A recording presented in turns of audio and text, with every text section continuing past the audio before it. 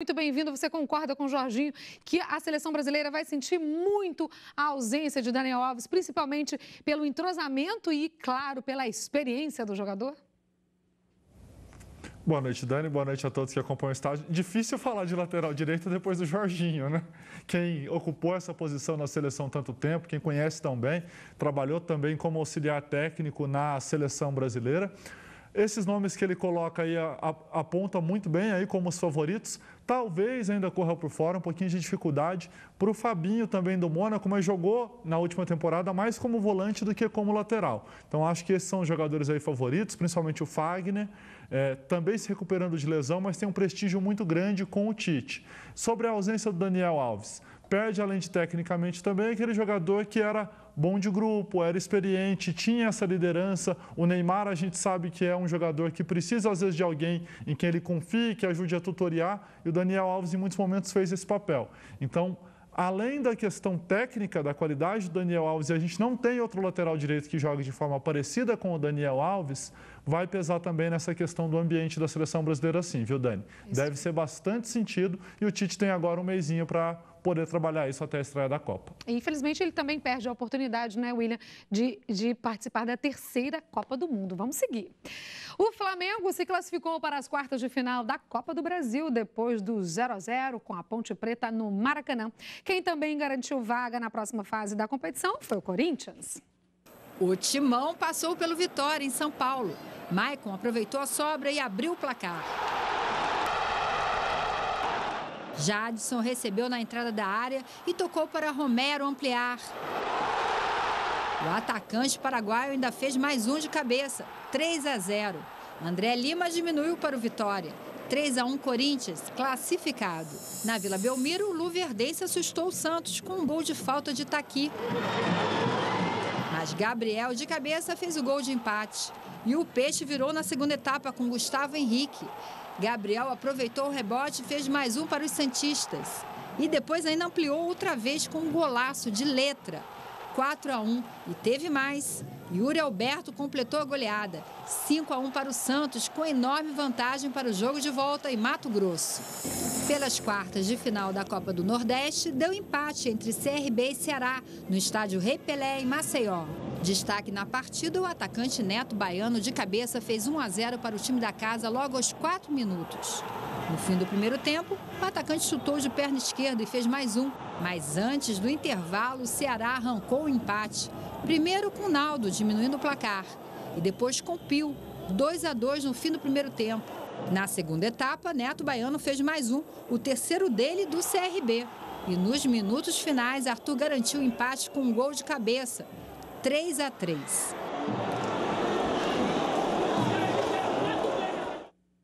Pela Copa Sul-Americana, Atlético Paranaense e Fluminense perderam fora de casa, mas garantiram a classificação para a segunda fase. O Fluminense precisou de fôlego para encarar a altitude de 4.000 metros de Potosí, na Bolívia. O Nacional Potosí se aproveitou e venceu. Reina fez 1-0. E Reina, de novo, fez mais um em cobrança de pênalti. Mas a vaga ficou com o Flu, que tinha vencido por 3-0 no Rio.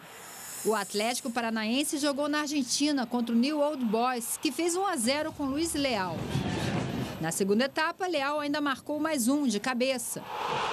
E nos minutos finais, Nicão reduziu para o Atlético. O Furacão avançou, porque também venceu o primeiro jogo por 3-0. A gaúcha Bettina Lorscheiter é a atual líder do circuito brasileiro de maratonas aquáticas. Na semana passada, ela venceu as disputas de 5 e 10 quilômetros em Fortaleza. E hoje ela está em São Paulo, ao lado de William Douglas, para falar das expectativas para a próxima temporada. Não é isso, William? Isso mesmo, Dani. Na verdade, ela fala com a gente da próxima e também dessa temporada, né, Bettina? Obrigado por ter aceitado o nosso convite. Imagina, é um prazer estar aqui. Boa noite a todos. Bettina, fala um pouquinho agora. Você é a atual líder do circuito brasileiro, né? Venceu essas etapas em Fortaleza e já agora em junho tem a próxima no Maranhão. Isso. Final de junho a gente tem a próxima etapa, a quarta etapa do circuito nacional. E eu estou em primeiro no ranking, estou muito feliz, venci 2 provas. E a primeira prova eu fiquei em segundo. Eu espero continuar vencendo as próximas etapas e encaminhar o campeonato. Nessa temporada, a prioridade são as competições aqui dentro do Brasil.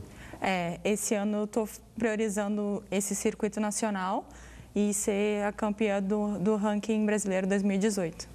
Bettina, você treina em Porto Alegre, né? E disse aqui, treina a maior parte do tempo em piscina. Qual que é a diferença de quem treina em piscina para a hora de competir na maratona num lugar aberto, seja no mar ou seja em lagos?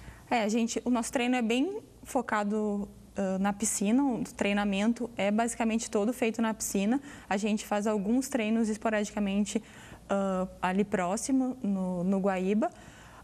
Mas como nós somos uma equipe muito experiente nas maratonas aquáticas, nas águas abertas, então a gente usa as competições também como treinamento.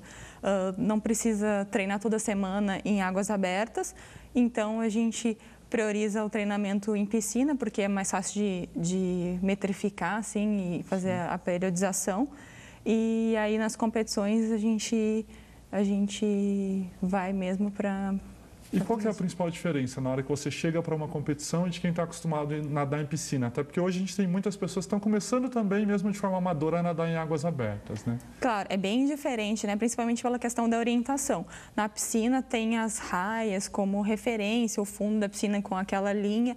Nas águas abertas não tem isso, né? Então, tu tem que conseguir se orientar muito bem para fazer o percurso da melhor forma possível, o melhor trajeto.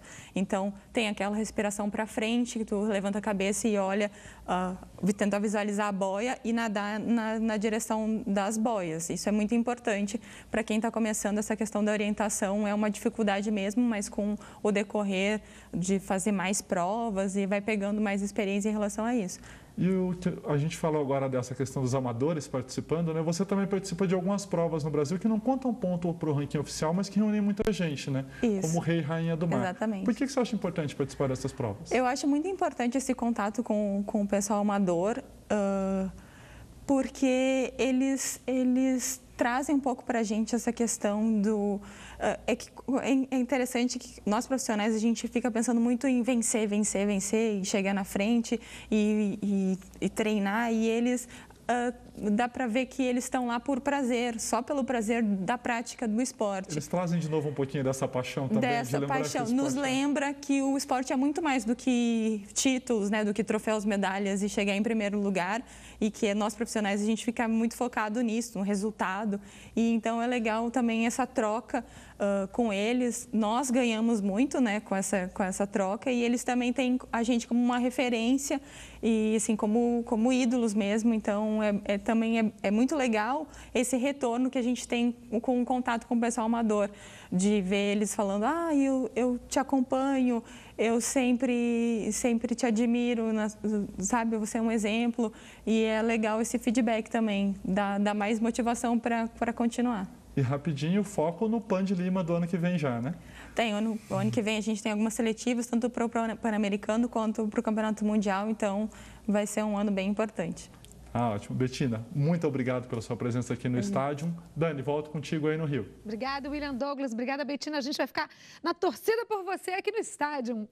Depois do intervalo, Jaqueline está de volta à Seleção Brasileira Feminina de Vôlei e em nova posição, hein? Não sai daí que eu já volto.